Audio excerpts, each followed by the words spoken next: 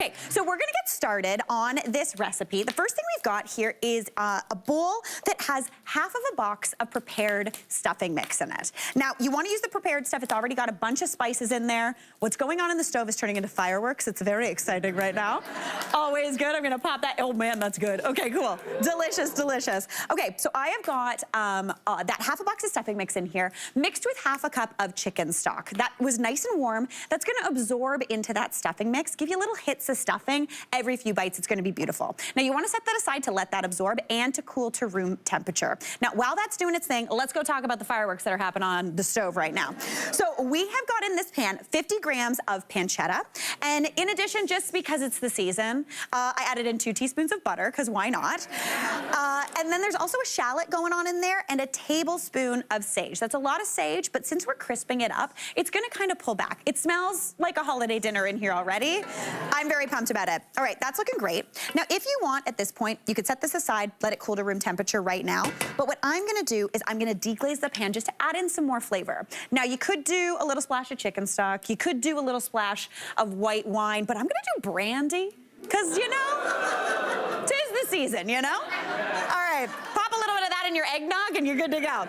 So I'm going in with about a tablespoon of that brandy. That's gonna immediately start sizzling away.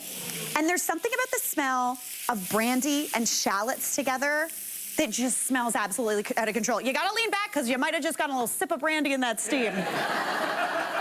So, you know, good for a party. All right, then you wanna set that aside, let it cool to room temperature, because we're gonna mix everything into the meat, and you want everything to be room temp when you're mixing stuff into ground meat, just to make sure that we stay in the safe zone. So I've got that right over here. I'm gonna add that into my delicious stuffing mix that's nice and cooled. Give that a bit of a toss. And then I'm gonna go in with my garlic. Now, if you want a little bit of a softer garlic flavor, you could add the garlic into the pan and let it kind of do its thing. But I like that punch. These are obviously gonna roast in the oven for a little bit, so the garlic will pull back, but I like a good punchy garlic. This time of year, I'm convinced it's healthy. Like, I'm convinced it's gonna make it so I don't get a cold. It's always a good thing. I'm gonna go in with 1, maybe 2 cloves of garlic. And since I'm mincing it, that garlic flavor is gonna get all throughout everything and be absolutely beautiful. If you want a little bit of a softer garlic flavor, as I said, just pop it in the pan just before you put the brandy in, just to give it a little bit of heat. That'll kind of pull back on that spiciness. Perfect. Now give that a good mix just to combine. Beautiful, beautiful. Now I'm gonna go in with my ground turkey. I'm using a pound or 454 grams of ground turkey here. I love using ground turkey this time of year. First off, pretty much always on sale. What a dream.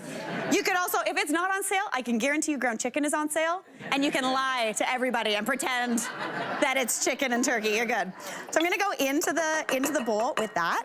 And then I'm gonna season this up with a little bit of smoked paprika. This is gonna give like a little bit of that roasty flavor. To me, smoked paprika is like the bacon of your spice cupboard. So I'm gonna go in with half a teaspoon of that, right on in. Sprinkle that over. Then I wanna season that with about half a teaspoon of salt. Little bit of pepper in there just to bring everything together. And then typically when I am mixing, whether it's meatballs or sausages, I usually like to get 2 forks and just kind of mix it around, just to give it a toss until everything comes together.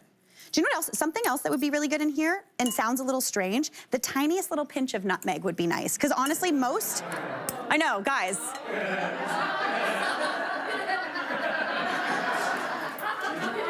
This is my nutmeg house for the season, so I'm gonna grab him. Okay. I'm gonna add a little nutmeg, and this sounds a little funny. It sounds like it's gonna taste sweet, but that's just gonna bring a little bit of lemoniness. And also, this is for you just watching the show. That's not written in the recipe. There you go. All right, I'm gonna give this a mix to combine, and you want everything nice and kind of evenly distributed. You don't want a big bite of that garlic, obviously. You don't want a big bite of that smoked paprika, but it's gonna stay a little clumpy looking because of those stuffing bits, which is exactly what you're looking for. All right, now we are gonna turn this into a beautiful sausage roll. So what we need for that is puff pastry. Don't worry, I'm not gonna ask you to make puff pastry. I don't wanna make puff pastry, so you're not gonna have to do it. So I've got the freezer variety that you just get at the regular grocery store. You wanna thaw it, you can do it in on the counter for about an hour. I usually do it in the fridge overnight though. It evenly thaws nicely. So I'm gonna pop that out. I always buy the one that comes in a handy roll because it's done half the work for me. And I wanna make this nice and kind of long because I wanna make these into little sausage rolls. So what I'm gonna do is I'm gonna cut this in half.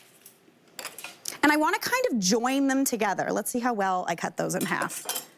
Let's see if it puzzles. Not great, Mary. Not great, but that's okay. It's gonna be fine. All right, we're gonna mush it together, make it work. Now, I've got a little bit of an egg wash here because you wanna use that to kind of glue everything together. So just put a little bit right on there, pop that down, and just press that just so it kind of adheres nicely. And then you can pretend that it was the right size. Nice. All right. Now, what I'm gonna do to add a little bit more of a pop of flavor into here is just spread down about 1.5 tablespoons of grainy Dijon mustard. If you had regular Dijon, that would be great. If you had stone ground, like the one that's kind of smooth, kind of grainy, that would be beautiful as well. So just spread that into a nice layer. That's gonna give a good little pop in every single bite. Absolutely perfect. Now what you wanna do is grab that sausage meat, and if you want, you could use your hands to kind of roll it into a sausage. You could also use a little disher and just kind of pop it down, just running along that line of mustard. Yeah, this is handy, especially if you're on TV and you're like, oh, I don't have time to wash my hands. You just scoop it and ploop it, as like I like to say, and then you're gonna actually use the puff pastry to kind of roll that into a sausage. So just distribute that nice and down the line. Perfect. Not gonna lie, I might change the recipe and say this makes 2 sausage roll wreaths because we got a lot of sausage meat. Always beautiful. Perfect. Okay, that's looking great to me. Now we need to kind of seal this. So again, using a little bit of that egg wash, which is kind of like the glue in the baking world, we're gonna brush that right along one edge. And then I'm just gonna kind of roll that up and over that sausage meat. You wanna enclose it, so you might need to stretch your puff pastry a little bit, give it a little bit of a roll, but basically just roll it over, tuck it in. Let's see if I can do it. This is like me making a burrito. I always end up overstuffing it. There's no way for me to do it properly. Okay, pop that in. Then we're just gonna roll that over and seal that up. Looking beautiful. Okay, perfect. Nailed it. Nailed it. Crushed it, guys. Yeah. All right. Now, this is the fun part. If you want, you could just make this like a regular old sausage roll and just chop that up into nice little pieces. Whether they're bigger, you could do them for lunch, you could do little ones, but I'm gonna kind of make this into a wreath. So I've got my knife here, and I'm gonna cut every about 2 inches, almost all the way through, leaving a little bit of a hinge on one side. This is just extra. I don't know about you, but in my house, the holidays are like for a little bit of kitschy food. I love a little bit of kitsch, a little bit of fun. So just slice that through. And then what we're gonna do is we're gonna kind of use these like spokes and make this into a wreath. So very carefully and confidently, you're gonna pick this up. She might fall apart, but that's what that egg wash is for. Pop her over onto, you know what? We're gonna do this and pop them over like this. It's all gonna come out in the wash. Oh, guys, I made a mistake. I made a mistake. I'm gonna show you. You're gonna do this on your sheet pan. I know. And then we're gonna do this. Basically, pop it onto your sheet pan, and you're gonna just bring everything around and kind of form it into a little bit of a wreath or a circle. You pinch that together. Again, on your sheet pan, don't do it on a cutting board. Pop it on your sheet pan and pop that into a 400-degree oven on the bottom rack. You need that to go for about 25 minutes, just until it's golden brown. And by doing it on the bottom rack, you're gonna ensure that it's really nice and golden on the bottom. The sausage meat is gonna be cooked all the way through. Oh my gosh. Little bit of an egg wash on there too, maybe some flaky salt. And you end up with something that looks like this. What a treat. Now, you serve it, you get this little guy, you do one of these, you do one of those, then you do one of these. You feel like you're doing one of those like, what is it called? Tablecloth, out of the thing. A little bit of that action, beautiful. Pop a little bit of Dijon spiked cranberry sauce in the middle. Maybe if you're feeling it, a little bow on there too. And you've got a little sausage roll wreath, super festive, really tasty. Hey, Mary here. What did you think? Drop your comments below and don't forget to like and subscribe for more of the good stuff.